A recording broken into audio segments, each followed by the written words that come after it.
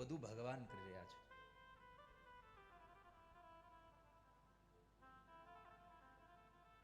અખંડ રોજી હરિના હાથમાં, મારી ને તમારી રોજી ભગવાનના હાથમાં છે. કોઈ એમ કહે કે હું આ લોકોને નિભાવું છું તો એ તમારી મૂર્ખતા છે. આ સંસારમાં સૌને પરમાત્મા નિભાવે છે. આ સંસારમાં કોઈ કોઈને નિભાવતું નથી અને કોઈ કોઈને મારતું પણ નથી. આ સંસારમાં તો બધું ભગવાન કરી રહ્યા છે.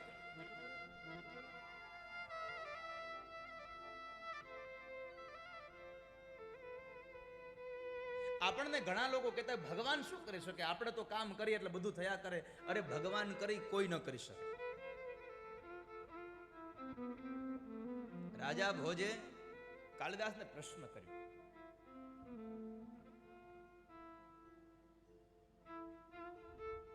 ભગવાન શું કરે? કાલિદાસ કહે છે, અરે મહારાજ, આ પ્રશ્નનો જવાબ દેવા માટે હું નથી, આનો જવાબ તો ગોવાળિયો દેશે. ગાયો ચરાવનારો ગોવાળિયો દેશે, હું ન દઈ શકું. હવે રાજાનો પ્રશ્ન હતો. રાજાએ હુકમ કર્યો, જાઓ ગોવાળિયાને બોલાવી લાવો. ગોવાળને બોલાવવા જાય છે. સૈનિકો આવીને ગોવાળને બોલાવે છે. ચાલો મારા મહારાજ બોલાવે છે. સભામાં હાજર કરે છે.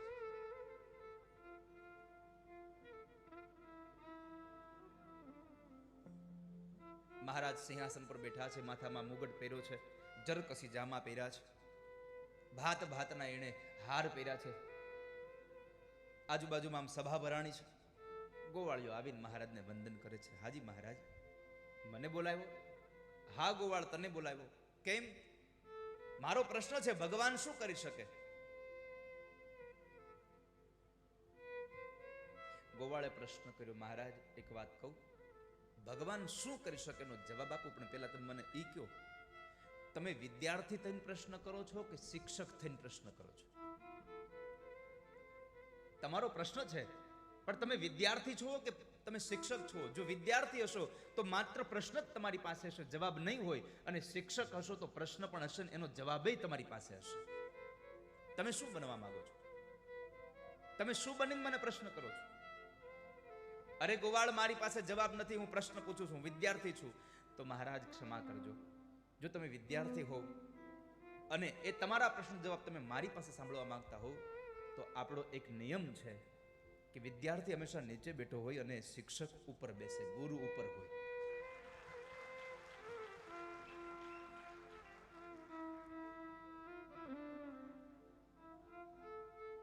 ગુરુ ઉપર હોય.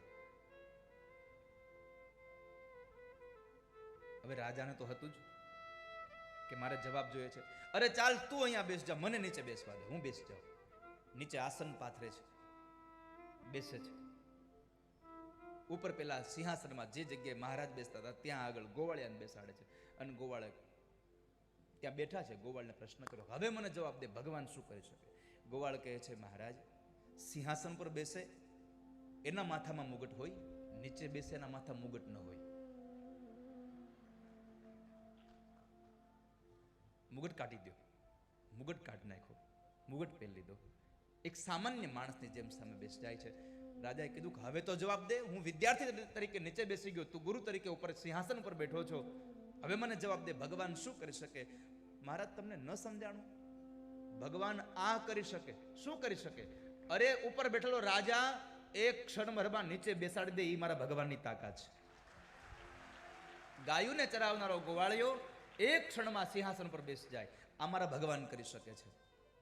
શું ન કરી શકે ભગવાન આ જગતમાં? હું તમે કશું જ નથી કરતા, આ બધું મારો ઠાકોરજી ચલાવે છે, વાલા ભગવાન કરી રહ્યો છે. માટે જિંદગીમાં ક્યારેય અભિમાન ન કરશો કે હું ચલાવી રહ્યો છું, હું છું એટલે મારા છોકરાઓ આનંદ કરે છે. ના, આ સંસારમાં ઘણા બધા એવા બાળકો છે જેને માતા પિતા નથી છતાં જીવન ચાલે છે. અને આ સંસારમાં ઘણા બધા એવા પતિ પત્ની છે કે જેને સંસારમાં સંતાન નથી છતાં પણ પુત્ર વગરનું જીવન આનંદથી જીવી રહ્યા છે. આ સંસારમાં કોઈ કોઈની માથે નથી જીવતું. આમાં બધું ભગવાન કરી રહ્યા છે, બધું ભગવાન કરી રહ્યા છે. આપણે તો બસ માત્ર નિમિત્ત છીએ. પરમાત્માએ કહ્યું, જેના જન્મ આદિ ઘણા જ હેતુઓ છે. જગતની ઉત્પત્તિ કરે, જગતનું પાલન પોષણ કરે, જગતનો સંહાર કરે છે. ઘણા કે છે ફલાણા ભાઈએ મારા ભાઈ અને મારી નાખ્યા. ના, આ સંસારમાં કોઈ કોઈને મારતું નથી અને કોઈ કોઈને જીવાડતું નથી. નંદ બાબાએ ભગવાન કૃષ્ણને કહ્યું કે આપણે ઇન્દ્રનો યજ્ઞ કરી લઈએ. અરે બાબા, ઇન્દ્રનો યજ્ઞ શા માટે? શા માટે ઇન્દ્રનો યજ્ઞ કરવો છે? અરે કનૈયા, ઇન્દ્ર આપણને જીવાડે છે. અને ત્યારે ભગવાન કૃષ્ણ બોલ્યા છે ભાગવતજીના 10મા સ્કંદમાં, બાબા, આ જગતમાં ઇન્દ્ર આપણને નથી જીવાડતો. આ જગતમાં જીવાડે છે, આ જગતમાં કોઈને મારે છે તો માત્ર ને માત્ર માણસને પોતાનું કર્મ જેને મારે છે ને કર્મ જેને જીવાડે છે. કર્મણા જાયતે જંતુ કર્મણેવ વિલિયતે. આ સંસારમાં કર્મથી માણસ મરે છે અને કર્મથી જ માણસ જીવે છે. માટે આપણે ઇન્દ્રનો યજ્ઞ નહીં કરીએ. યજ્ઞ કરવો હોય તો મારા ગોવર્ધન નાથનો કરીએ, મારી પ્રકૃતિની પૂજા કરીએ. 5 માળ ઉપરથી કોઈ માણસ પડી જાય, નીચે પડ્યા પછી માણસ કપડા ખખેરીને પાછો પોતે ચાલતો થઈ જાય. આ કોણે બચાવ્યો? ભગવાને બચાવ્યો. અને કોઈ માણસ ચાલ્યો જતો હોય અને પગમાં કેળાની છાલ આવીને પડી જાય અને ધામમાં પહોંચી જાય, આ કોણ લઈ ગયું? નિમિત્ત માત્ર કેળાની છાલ બને છે, બાકી તો બધું ભગવાન ઠાકોરજીની કૃપાથી જ થઈ રહ્યું છે. વાલા, આપણે ક્યાંય છીએ નહીં, નિમિત્ત માત્ર છીએ આપણે.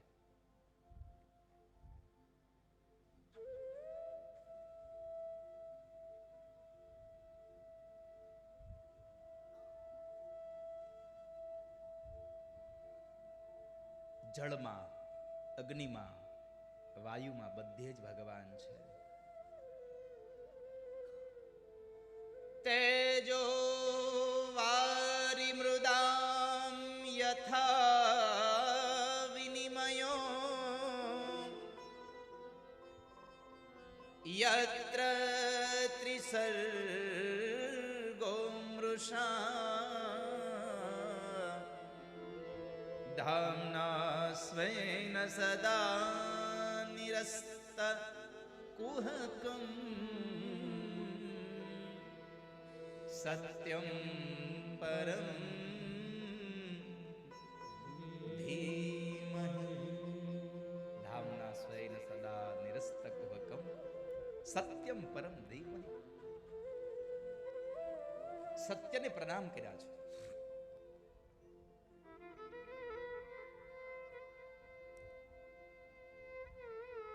અહીંયા શબ્દ ભગવાન વ્યાસજી લખવાના હતા તો એના હાથમાં કલમ હતી અને લખી શકતા હતા કૃષ્ણમ પરમ ધીમહિ, રામમ પરમ ધીમહિ, શિવમ પરમ ધીમહિ, બુદ્ધમ પરમ ધીમહિ. પણ છતાંય એણે એક વાક્યનો પ્રયોગ કરી દીધો, સત્યમ પરમ ધીમહિ. વિચાર માગે છે કે શા માટે સત્યમ પરમ ધીમહિ લખ્યું? કોઈ ભગવાનનું નામ લખી નાખ્યું તો કેટલો આનંદ થાય. કૃષ્ણમ પરમ ધીમહિ, કૃષ્ણમ પરમ ધીમહિ લખ્યું તો શું વાંધો હતો? પણ રામમ પરમ ધીમહિ લખ્યું તો શું વાંધો હતો? પણ સત્યમ શું કામ લખ્યું? કારણ ભગવાન વ્યાસની દ્રષ્ટિ બહુ દીર્ઘ દ્રષ્ટિ હતી. એને ખબર હતી કે આવનારો સમય કલયુગ આવે છે અને કલયુગમાં ધર્માંતરના વાડાઓ ઊભા થશે, સંપ્રદાયો ઊભા થશે. અને જો સંપ્રદાયો ઊભા થશે ને હું આ ભાગવતની અંદર લખી નાખીશ કે કૃષ્ણમ પરમ ધીમહિ, તો કૃષ્ણને ભજનારા એમ કહેશે કે આ ગ્રંથ અમારો છે. એટલે 2 લોકોની વચ્ચે ઝઘડો થશે અને 2 લોકોની વચ્ચે ઝઘડો ન થાય એટલે કોઈ ભગવાનનું નામ ન લખ્યું, માત્ર લખી દીધું સત્યમ પરમ ધીમહિ. આ સત્યનો ધીમહિ, સત્યનો વિજય છે. આ દીર્ઘ દ્રષ્ટા હતા.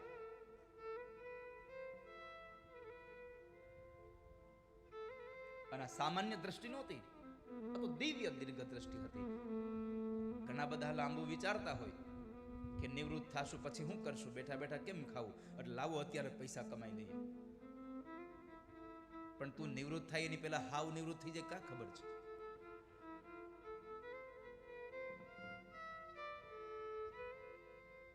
એક માણસ, એક યુવાન હતો, ઘરથી કંટાળી ગયો,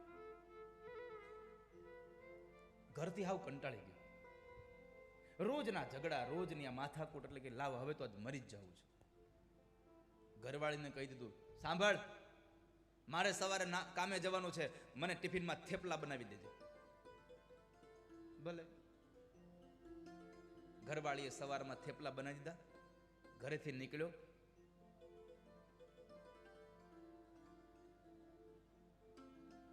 અને મરવાનો વિચાર તો હતો જ. રેલના પાટે ગયો, ટ્રેન આવે એટલે ટ્રેનની નીચે સૂઈ જવું છે, ટ્રેન માથેથી વહી જાય, કામ પતી જાય. ગયો, પત્નીએ જે થેપલા બનાવી દીધા ને એ છાતી ઉપર રાખીને હૂતો. પત્નીએ થેપલા બનાવી દીધા હતા, એ છાતી ઉપર રાખીને સૂતો, બાંધ્યા હતા થેપલા. એક માણસ બરાબર ત્યાંથી પસાર થયો એટલે કીધું, એ ભાઈ શું કરે છે? અરે દેખાતું નથી, મરવા માટે હું તો છું, ટ્રેન આવે એટલે. અરે પણ ટ્રેન આવે તો મારે તારે મરવું છે, આ તારી છાતી પર એ થેપલા છે. અરે પણ થેપલા બાંધીને શું કામે? એ કે ટ્રેન મોડી પડે તો ભૂખો થોડો જાવ, જમીન જાવ નહીં કે.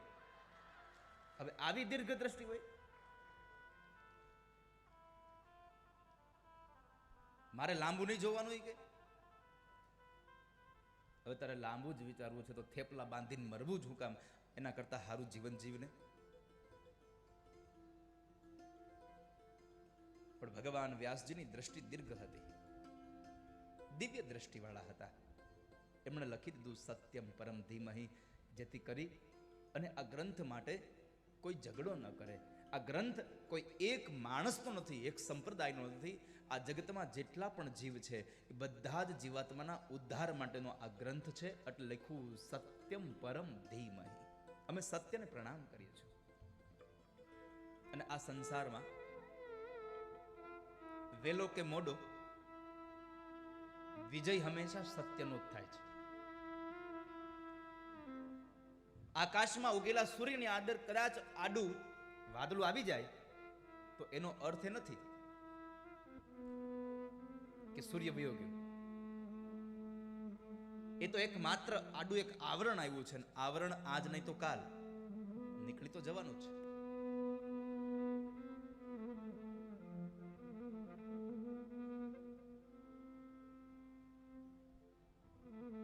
એ તો સૂર્યની આડે કદાચ વાદળ આવ્યું અને આવરણ આવી ગયું. તમારી આંખમાં કચરું પડે તો સૂર્ય દેખાતો બંધ થઈ જાય છે. કચરું એક આવરણ આવી જાય છે, પણ એ આવરણને નીકળતા વાર લાગતી નથી. સૂર્ય તો અખંડ છે.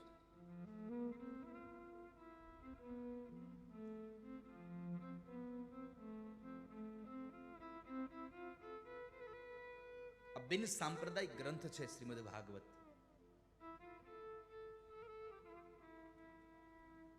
જે પરમાત્માએ સર્જન કર્યું છે.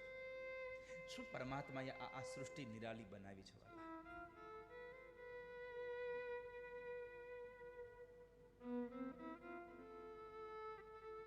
ઘણા એમ કહેતા હોય ભગવાન કરે, ભગવાન કરે. ભગવાન શું કરે? આપણે ન કરીએ. મકાન આપણે કેવું સારું બનાવ્યું. હવે તું મકાન બનાવી એક છો, પણ તારી બુદ્ધિ થ્રુ થોડો બનાવે. તારી બુદ્ધિ ભગવાન બનાવે છે. આ દુનિયામાં ભગવાન જે કરી જીકા છે,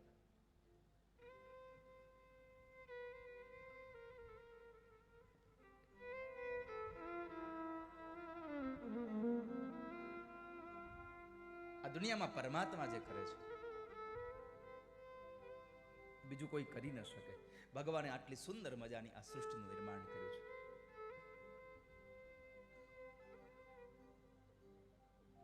કોઈ માણસ આવીને બણગા ફૂંકતો હોય ને, હું આમ કરી દઉં, હું તેમ કરી દઉં, એની બાજુમાં બેસાડી દેવો અને ખાલી એટલું કેવું કે તારી આંખને બંધ કર્યા વગર ખાલી એક છીંક તો ખાઈ દે. બીજું તારે કાંઈ નથી કરવું. તારી આંખોને બંધ કર્યા વગર એક છીંક ખાઈ દે ખાલી, બસ. તારામાં બહુ તાકાત હોય. પ્રયત્ન કરતા નહીં હો ખુલ્લી આંખે છીંક ખાવાની, નકર જે બાજુ આંખ હશે એ બાજુ ચોટી જાય. પછી ખબર નહીં પડે તમે કોની સામું જુઓ છો.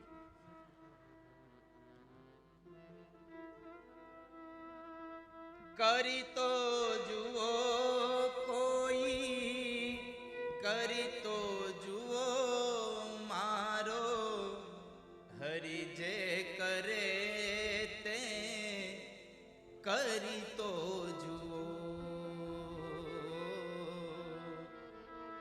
કરી તો જુઓ કોઈ, કરી તો જુઓ મારો, હરિ જે કરે તે કોઈ કરી તો જુઓ.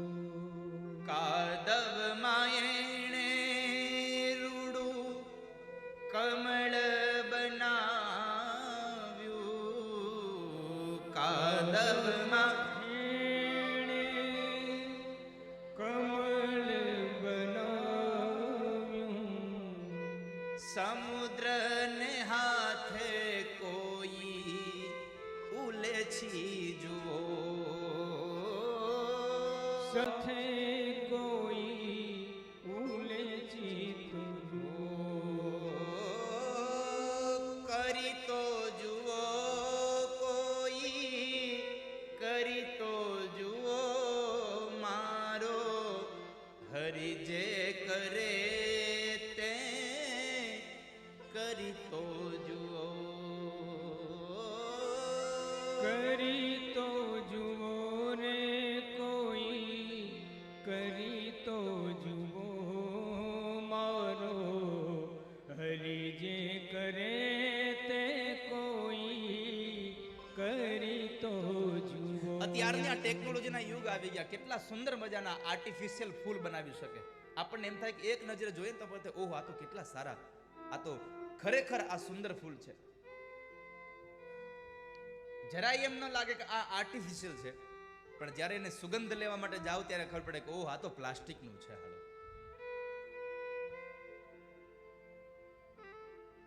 બાગ બગીચા વળી વનની વનરાયું,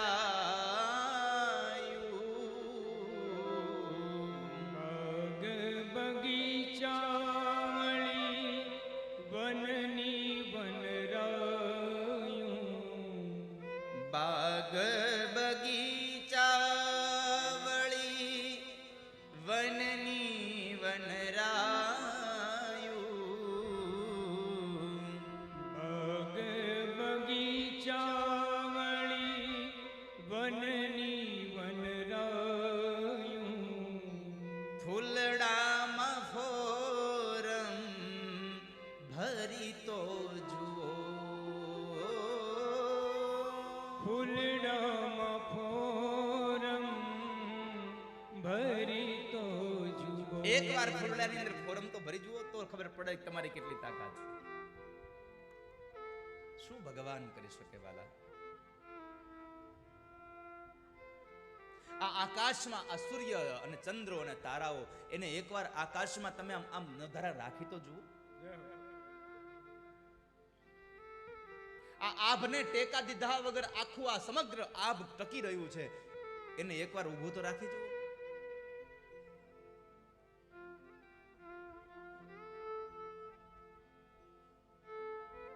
ઘણા બધા નથી યુવાનો કહેતા તું કહેતી હોય તો તારા માટે હું સૂર્ય લાવી દઉં, તારા માટે હું ચંદ્ર લાવી દઉં. અરે તું ગેલ્વેનાઇઝ નું પતરું તો લાવી દે ખાલી.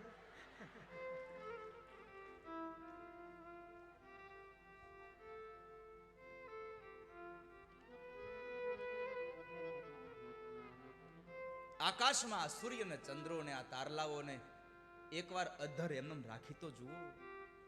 મારો હરિ કરે એમ કરી તો જુઓ. ત્યારે બગીચામાં એણે ઘણા ફળો બનાવ્યા, બગીચામાં એણે ઘણા ફળો બનાવ્યા, બગીચામાં એણે ઘણા ફળો બનાવ્યા,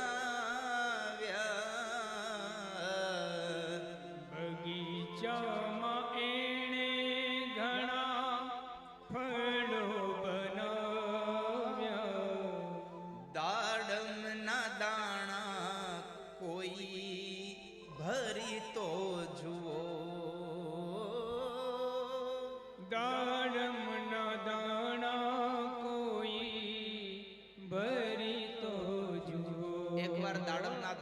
ભગવાને ગોઠવા છે એમ ગોઠવી તો જુઓ, ખબર પડે કે મારો હરિ કરે એમ તમે કરી શકો છો કે નહીં વાલા?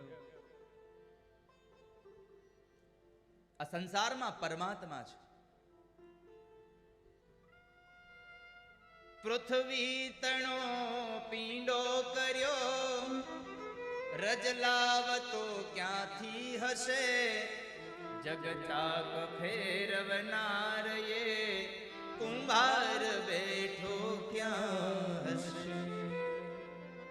આખી પૃથ્વીનો આ પીંડો કરી અને આખા જગતને એક ચાકડો બનાવી અને કુંભાર જ્યારે ચાકડો ફેરવે છે તો એ ચાકડાનો ફેરવનાર કુંભાર બેઠો ક્યાં હશે?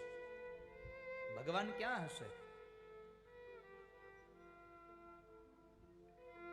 જગ ચોર સે બૂટા ભર્યા, ક્યારે કિનારી છાપશે?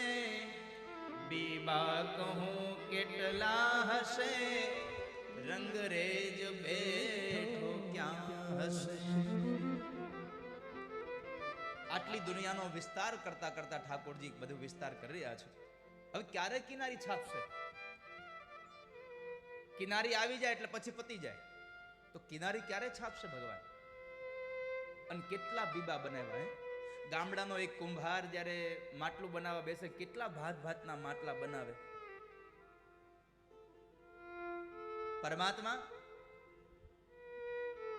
એની આ સૃષ્ટિનું જ્યારે આ ઘડવા બેસે ત્યારે કેટલા પ્રકારના માટલા ઘડ્યા અને કેટલા બીબા બનાવ્યા. એની ફેક્ટરી કેટલી નાખી તમે વિચાર તો કરો. બધાય માટલાના મોઢા અલગ અલગ. ખાલી એક વખત આમ વિચાર કરો તો એક જ બીબું હોત તો કોકના મહેમાન કોકની ઘરે વયા જાય. આપણે કોકની ઉઘરાણી કોકની પાસે કરીએ.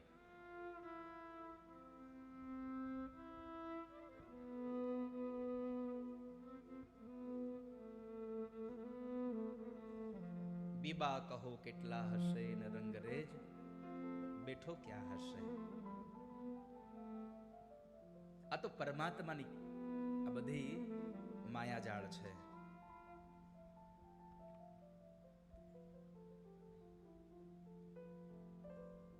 પામે નહીં કોઈ પાર, પ્રભુ તે કળા રચી અપરંપાર. હે પ્રભુ, કોઈ પાર ન પામી શકે એવી તારી આ લીલા છે. સત્યને પ્રણામ કરે છે. શ્રીમદ ભાગવત ગાયત્રી મંત્રનો વિસ્તાર છે. 24 અક્ષરોનો ગાયત્રી મંત્ર અને ગાયત્રી મંત્રનો વિસ્તાર છે. અક્ષર 24 પરમ પુનીતા, इनमें बसे शास्त्र श्रुति गीता. अक्षर 24 परम पुनीता. 24 अक्षरों आ एक श्लोक गायत्री मंत्र અને એમાં જ બધા જ પુરાણોનો બધા જ વેદોનો સાર સમાયેલો છે. ઇનમે બસે શાસ્ત્ર શ્રુતિ ગીતા.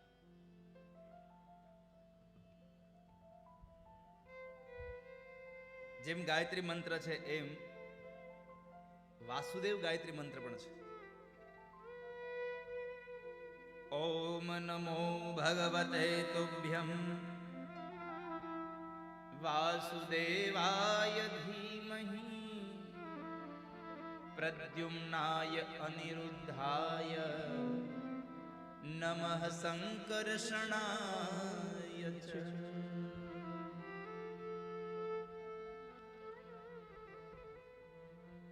નમઃ સંકર્ષણાય ચ. ગાયત્રી મંત્રનો વિસ્તાર છે શ્રીમદ ભાગવત. અને આ ભાગવત આપણને ધર્મ બતાવે છે. માણસનો મૂળ ધર્મ જ કયો?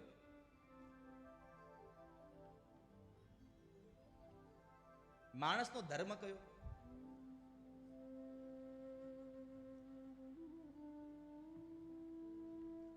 આ સંસારમાં સૌથી મોટો ધર્મ જો કોઈ હોય તો ધર્મ છે પોતાની ફરજોનું ધ્યાન હોવું.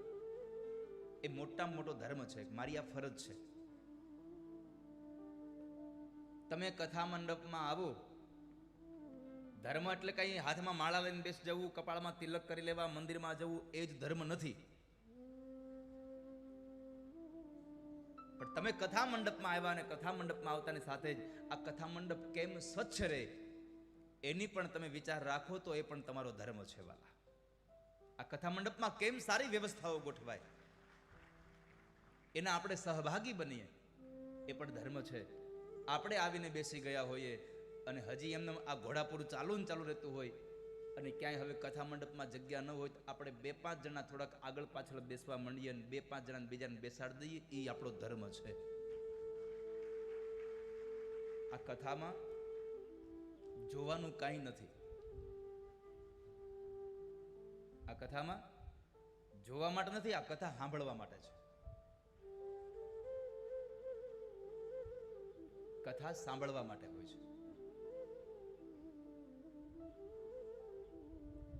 અને મેં નિયમ રાખ્યો છે, કથામાં આગલી લાઈનમાં બેહે એને એ જ કથા સંભળાવવાની, છેલ્લી લાઈનમાં બેહે એને એ જ કથા સંભળાવવાની, કોઈને અલગ નહીં સંભળાવવાની. આ મેં નિયમ રાખ્યો પહેલેથી.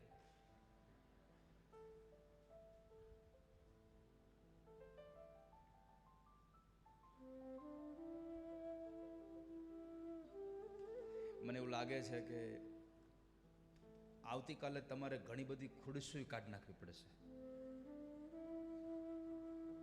કારણ કે કાલે નંદ મહોત્સવ છે અને આજે જ આમ જો ચારે બાજુ હવે આમ માનવ મેરામણ ઉભરાયું છે.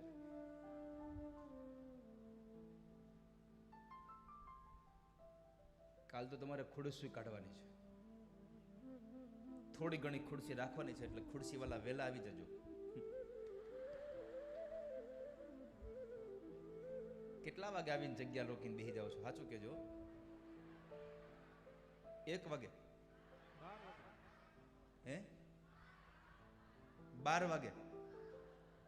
વાહ, 12 વાગ્યામાં આવીને બેસી જાય છે. જમો જ છો ને? અરે તમે ન જમો તો કઈ નહીં, ઘરવાળાને બધાને, તમે ન જમો તો કઈ નહીં, ઘરવાળાને બધાને જમાડીને તો આવો છો. નકર ઈ લોકો રાડું પાડશે કે આ કથા ક્યાંય આવી.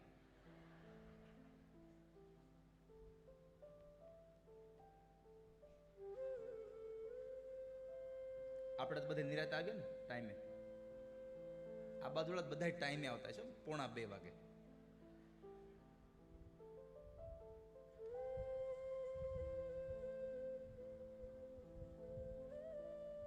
આપણો ધર્મ છે, આપણી ફરજોનું પાલન.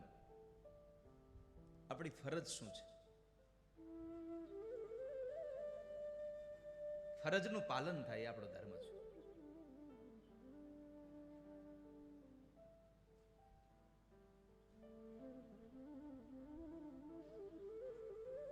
જેમાંથી કપટને દૂર કર્યું છે, જેમાં કપટ નથી, એ ધર્મ છે. ધર્મ પ્રોજિત કેતવોત્ર પરમો નિર્મત્સરાણામ સતા. શું કહ્યું? ધર્મ પ્રોજિત કેતવોત્ર પરમો. કૈતવનો અર્થ છે કપટ દૂર. જેમાંથી કપટ નીકળી ગયું છે એવો પવિત્ર ધર્મ. મત્સર વગરનો, નિર્મત્સરાણામ સતામ. મત્સર છે એ દોષ છે, અને મત્સર એવો દોષ છે બીજાની ઉન્નતિ ન જોવા દે, આપણને બીજાનું સારું ન જોવા દે. જીવનમાં સુખી થવું હોય ભગવાનને પ્રાર્થના કરી, પ્રભુ મારામાં કોઈ દી ઈર્ષા ન આવે, બસ મને કોઈની ઈર્ષા ન થાય. કારણ કે ઈર્ષા એક અગ્નિ છે, માણસને બાળ્યા કરે છે. જેની આપણને ઈર્ષા થાય એને તો ખબર ન હોય, અને આપણે એની ઈર્ષામાં બળી બળીને હાવ હુકડતી થઈ ગયા હોય. ઘણા લોકો નથી કહેતા તમે જમો છો બહુ પણ તમારું શરીર નથી વળતું. ક્યાંથી વળે? ગામની ઉપાધિ લઈને ફરે આખી. કોઈનું સારું જોયગ જ થાય ને, કોઈનું સારું નથી જોવાતું. નિર્મત્સરાણામ સતામ વેદ્યમ વાસ્તવ મત્ર વસ્તુ શિવદમ તાપત્રયોન મૂલનમ. સતામ એટલે સજ્જનો, તાપત્રયોન મૂલનમ, ત્રણ પ્રકારના જે તાપ છે, આધિ વ્યાધિ ઉપાધિ, એનો નાશ કરનાર, કાયિક વાચિક અને માનસિક.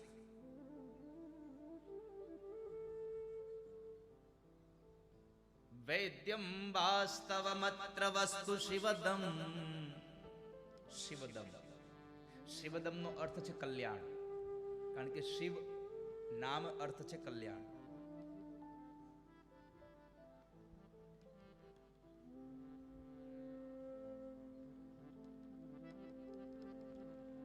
વાસ્તવમ એટલે કે વાસ્તવિક, સત્ય. વસ્તુનો એક અર્થ આપ્યો છે જ્ઞેય, પદાર્થ, ભગવાન, બ્રહ્મ, ઈશ્વર. અને વેદ્યમનો અર્થ છે જે જાણવા જેવું છે.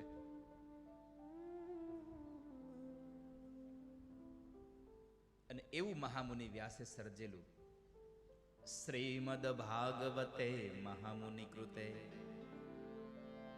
કિમ વા પરેરીશ્વર સત્યોરિત્યવરોધ્યતેત્ર કૃતિભિઃ શુશ્રૂષુભિઃ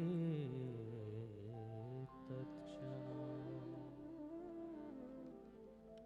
ભગવાન વ્યાસે રચેલું આ ભાગવત,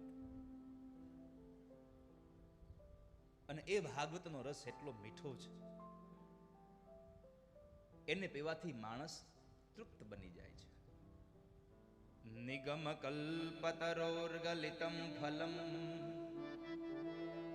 શુકમુખાદ મૃતદ્રવ સંયુતમ પીબત ભાગવતમ રસમાલયમ